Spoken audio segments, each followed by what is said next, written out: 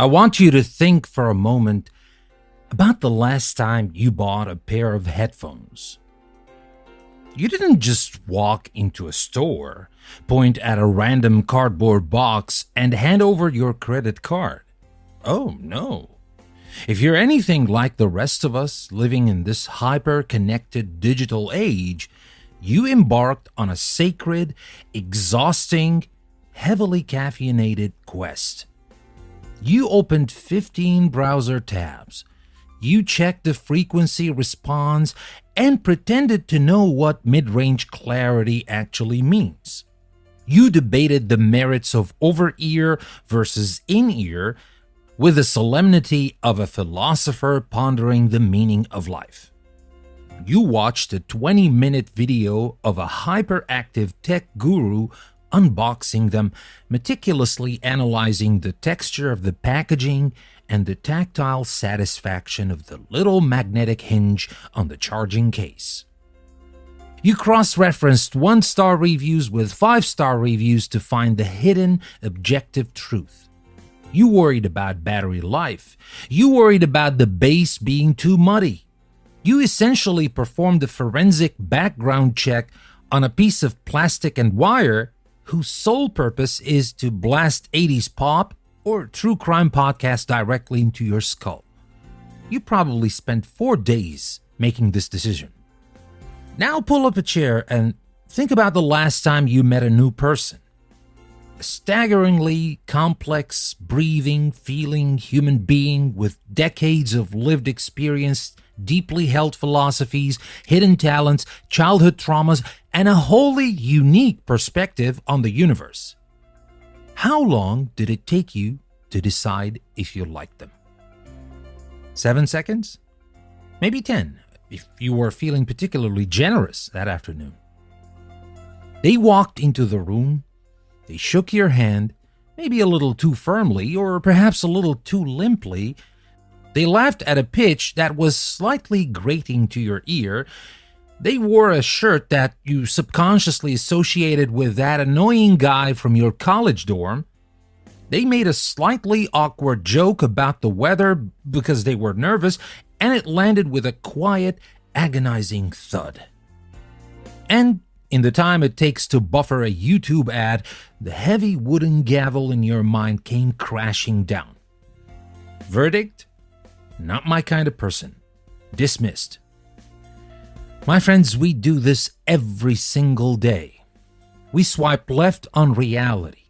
We act as judge, jury, and social executioner based on the flimsiest, most microscopic fragments of data imaginable. We give a $50 pair of earbuds the benefit of the doubt and exhaustive, multifaceted research, but we deny that same courtesy to the people who might just turn out to be the most fascinating, loyal, and transformative figures in our lives. Why? Why are we wired this way? And more importantly, as we navigate our wonderfully messy lives, what are we missing out on when we let a bad 7 seconds rob us of a potentially great 70 years? Let's just sit with this for a while and unpack it together, because the trap of the first impression is one of the most subtly destructive forces in our social lives, and I think it's high time we audited our own judgmental programming. Welcome to a new episode of English Plus with Danny.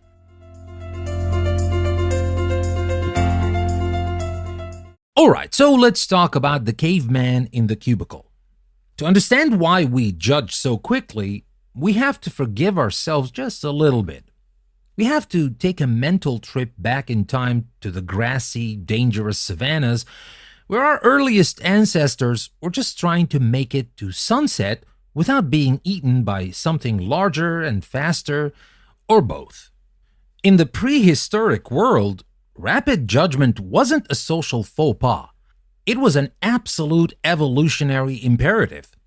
When a sudden rustling occurred in the bushes, our ancestors didn't have the luxuries of pulling up a rock, stroking their chins and saying, let us consider the context of this rustling. Is it the wind? Is it a friendly neighboring hominid coming over to trade some excellent berries? or is it a hungry saber-toothed tiger? The ancestors who paused to ponder the philosophical nuances of the rustling got eaten. The ones who immediately assumed danger and bolted up the nearest tree survived long enough to pass on their genetic code. We are the descendants of those anxious, quick-judging survivors. Our brains evolved to be magnificent, high-speed pattern recognition machines. We are biologically hardwired to take a tiny piece of information, categorize it instantly, and apply a label. Safe or unsafe, friend or foe, us or them. Psychologists call these mental shortcuts heuristics. They are the brain's way of saving vital energy. If you had to consciously process every single piece of sensory information and actively evaluate every new person you met from scratch, your brain would literally overheat and shut down before lunch. You'd be standing in the line at the coffee shop, entirely paralyzed, trying to mathematically deduce whether the barista's slightly furrowed brow meant they were a threat to your mortal existence. So, our brains use these ancient shortcuts. We rely on the halo effect, where one positive trait like physical attractiveness or a confident, booming, speaking voice makes us automatically assume the person is also smart, kind, and trustworthy. Conversely, we fall prey to the horn effect, where one negative trait, like a nervous stutter or resting grumpy face, paints their entire character in a dark, unforgiving light. But this was a brilliant, elegant system for avoiding predators and quickly identifying tribal allies in 10,000 BC. But here's the magnificent, deeply frustrating problem. We no longer live on the savannah. And it's the year 2026. We live in a wildly complex, beautifully nuanced, highly stressful modern world. You are not evaluating a predator. You are evaluating the new IT manager. You might be evaluating the person your best friend just started dating, or the quiet parent sitting next to you at the middle school play. The rustling in the bushes isn't a tiger anymore. It's just Dave. Dave is sleep-deprived because his toddler was teething all night. His car wouldn't start in the morning, and he's wearing a t-shirt he spilled coffee on during his commute. When he meets you, he's distracted, short-tempered, and forgets your name the absolute second after you say it. Your caveman brain immediately flags Dave as a rude, self-centered threat. Dismissed. But what your caveman brain completely failed to process is that Dave is actually incredibly generous. He plays beautiful classical piano on the weekends. He has a wicked, dry sense of humor once he finally relaxes, and would absolutely help you move a heavy sofa up 3 flights of stairs on a Sunday if you just asked them. But you'll never know that, because Dave failed the 7-second audition and his character has been permanently filed away in your brain's Do Not Engage folder. So, let's talk a little about the anatomy of this flawed impression.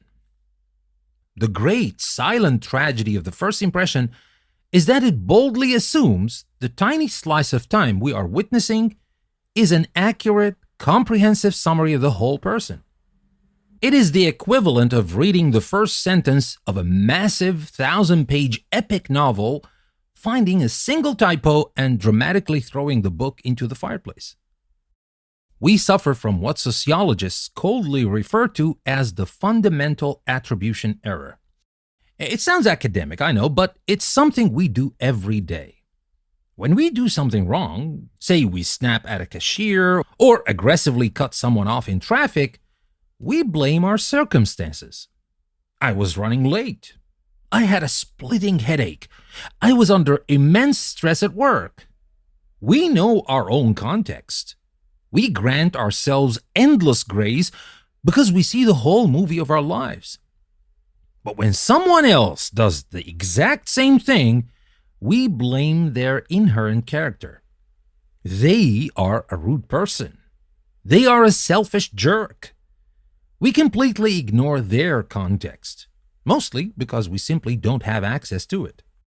When you meet someone for the first time, you are intercepting them at a random, completely unpredictable point in their life's timeline. You don't know the invisible, heavy luggage they just dragged into the room with them. Think about the sheer, dizzying number of variables that dictate how someone behaves in a first meeting. Are they an introvert who finds forced networking events akin to a medieval torture device? Did they just get off a devastating phone call with an aging parent 10 minutes prior? Do they have social anxiety that painfully manifests as an aloof, chilly demeanor? Are they so desperately eager to impress you that they are overcompensating and coming across as aggressive or painfully arrogant? We take this messy, chaotic cocktail of situational anxiety, temporary moods, and environmental stress, and we confidently stamp it as their core identity. And let's be devastatingly honest with ourselves about what we are actually judging. So often, we aren't judging character at all. We are judging performance. We are judging social polish.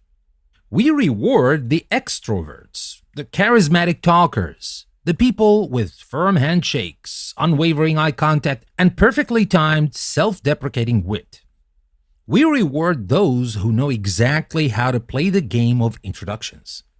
But charisma is not character. Charm is not integrity. Being able to effortlessly banter at a cocktail party with a drink in your hand has absolutely zero correlation with being a loyal friend when your life inevitably falls apart, or being a genius creative collaborator when the project gets overwhelmingly tough. In fact, history and our own personal lives are completely littered with incredibly charming people who turn out to be spectacular disasters, and incredibly awkward people who turned out to be profound lifelong treasures. And that brings me to the casualties of the snap judgment. If we zoom out for a second, I want you to imagine a world where we treated the acquisition of human connection with the exact same patience and boundless curiosity we reserve for a new piece of technology. What if we actually allowed for an unboxing period of a person? When you buy a complex gadget, you don't expect to understand every single feature in the first 5 minutes, right? You know there's a learning curve. You read the manual, you tinker, you press buttons just to see what happens. You discover hidden settings days or weeks later. You allow the device to slowly reveal its utility and magic over time. People require an unboxing period too. The most interesting, beautiful layers of a human being are rarely plastered on their forehead for immediate public consumption. They are guarded. They are safely hidden behind walls of self-preservation, professional decorum, or sheer unadulterated shyness. Now, I'll let you in on a little secret. I know this so deeply because I am one of those people. Hi, I'm Danny, the editor-in-chief of English Plus magazine, and I am notoriously a hard pill to swallow at first. If you ask my close friends, the people who have stuck around, they'll tell you I'm a fiercely loyal guy. I'd like to think I'm a deeply caring person, a good listener, and the kind of friend who will sit with you in the dark when you worry the lights might go out sometime soon. But my first impression? Well, it rarely broadcasts any of that. When I meet someone new, I retreat into a quiet, overly analytical shell. I don't bubble over with immediate warmth. I need time to observe, to feel out the room, to process the energy of the people around me, and to slowly warm up. And I know for an absolute fact that this warming up period has been more than enough time for plenty of people to mentally file me under aloof, intimidating, or uninterested and write me off completely. I've undoubtedly lost out on connections simply because my trailer didn't match the movie. And I'm not alone in this. Not by a long shot. Who else are the casualties of our impatience? It's the introverts and the socially anxious. In our hyper extroverted culture, quietness is routinely and so tragically misread as arrogance or a lack of intelligence. The person standing silently at the edge of the group might not be judging you. They might be terrified of you. Or they might just be quietly observing, thinking deeply, and formulating a perspective that would absolutely blow your mind if you just took the time to gently invite them into the conversation on their own terms. It's the neurodivergent folks. The social norms, the right amount of eye contact, the appropriate tone of voice, the expected practice flow small talk are a very narrow, highly specific language. When we judge people based purely on their fluency in this narrow language, we dismiss incredibly brilliant, kind, and wildly unique minds who simply operate on a beautifully different frequency. It's people from different cultural or socioeconomic backgrounds. What is considered profoundly polite in one culture might be considered icy cold in another. What is seen as passionate in one zip code might be seen as aggressive just a few towns over. When our first impression meter is calibrated solely to our own narrow life experience, anyone who deviates from it naturally registers as a foe. And finally, we completely miss out on the people who are simply having a bad day, which, if we look at the statistics of being a human being on planet Earth, is going to be all of us at some point. Think about a time when you were at your absolute worst. You were exhausted, sick, heartbroken, or completely overwhelmed by life. Now imagine if the person you happened to meet in that exact vulnerable hour defined your entire worth forever based on that one interaction. It is a terrifying thought, isn't it? Yet, we unknowingly inflict that exact terror on others all the time. So now that we've talked about this, let's talk about rewiring the machine. How do we fix this? How do we hack our own stubborn evolutionary programming and stop throwing out the metaphorical baby with the awkward bathwater? We have to accept that we can't entirely stop the first impression from happening. Your brain is going to make that snap judgment whether you like it or not. It's an involuntary reflex, like pulling your hand away from a hot stove. The goal isn't to magically stop the reflex. The goal is simply to refuse to let the reflex have the final say. We need to consciously, gently insert a pause between the impression and the conclusion. A wonderful way to start doing this is by silently instituting a 3-interaction rule in your own life. Unless someone, of course, is overtly toxic, dangerous, or profoundly offensive right out of the gate, try not to finalize your opinion of them until you have interacted with them at least 3 times, ideally in slightly different contexts. The first meeting is just the armor. They are nervous. You are evaluating. It's an incredibly unnatural state for 2 humans to be in. By the second meeting, the armor loosens just a bit. Familiarity begins to breed a tiny bit of comfort. But by the third meeting, you are finally starting to catch glimpses of the actual person underneath. You start to hear their real laugh, not their polite networking chuckle. You start to see their actual values, not just their rehearsed elevator pitch. We just have to give people the grace of 3 strikes before we call them out. It also requires us to become quiet observers of our own biases. When you feel that immediate, visceral dislike for someone, instead of leaning into it and finding reasons to justify it, try getting curious about it. Ask yourself why. Why don't you like them? Is it because they actually did something wrong? Or is it because their voice oddly reminds you of your middle school bully? Is it because their communication style is just fundamentally different from yours? Are you confusing their genuine anxiety with arrogance? We have to challenge our own internal courtrooms and demand evidence from ourselves. If your only evidence is, they just give me a weird vibe, you simply don't have enough evidence to convict. And when someone does something that immediately rubs you the wrong way, we have to start asking what I call the what else question. Force your brain to generate a few alternative, generous explanations for their behavior that have absolutely nothing to do with their character. Say they didn't hold the elevator for you. The default explanation is that they are a selfish jerk. But what else could it be? Maybe they are completely lost in thought about a devastating crisis at work and genuinely didn't see you. Maybe they have a phobia of interacting with strangers in confined spaces. Or maybe they are wearing those brand new noise-canceling headphones they researched for 4 days and they just didn't hear you running down the hall.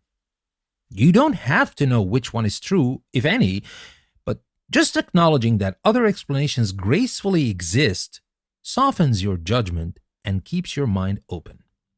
And finally, we need to learn to embrace the acquired taste personalities. Some of the absolute best things in the world are acquired tastes. Black coffee, sharp blue cheese, deep, complex literature. They don't immediately flood your brain with cheap, easy sugar. They challenge you, and you have to sit with them a while to truly appreciate their depth. People are exactly the same. Some of the most profound, life-changing relationships you will ever have will not start with a spark of instant, magical, mutual adoration. They will start with a little friction. They will start with, I really wasn't sure about them at first. So lean into that friction. Don't demand that every person you meet goes down as easily as a glass of sweet tea. Look for the complex profiles. Look for the bitter notes that perfectly balance out the sweet. And there's something else worth mentioning here, which is the absolute joy of being wrong. Because here is the beautiful truth of the matter. There's a specific, profound joy in being completely, spectacularly wrong about someone. Have you ever had that experience? I think back to a close friend, a beloved colleague, or perhaps even the person you married. Think back to the very first time you met them. Did you instantly know they were your people? For so many of us, the answer is a resounding, laughing no. In fact, it is almost a culture cliche how many great love stories and unbreakable lifelong friendships begin with the phrase, honestly, when I first met them, I kind of couldn't stand them. Why is that such a common, beloved narrative? Because it represents the ultimate triumph of curiosity over programming. It is the story of two people overcoming their own defensive walls, quieting their caveman brains, and taking the time to actually see each other. When you allow yourself to be proven wrong about a bad first impression, you aren't just making a new friend. You are experiencing a quiet moment of profound personal growth. You are actively expanding your capacity for empathy. You are proving to yourself that your initial narrow view of the world is not the absolute final truth. Every single time you change your mind about someone, your world gets a little bit bigger. Your understanding of human nature gets a little bit deeper. You become a slightly softer, wiser, and more generous human being. My friends, we live in a world that is utterly obsessed with optimization, with speed, with instant gratification. We want our internet lightning fast, our food delivered in under 30 minutes, and our human connections neatly categorized before the first handshake is even over. We have built entire dating empires and professional networking platforms based on the exact, ruthless science of the instantaneous snap judgment. Swipe left, swipe right, accept, decline, move on, next, next, next.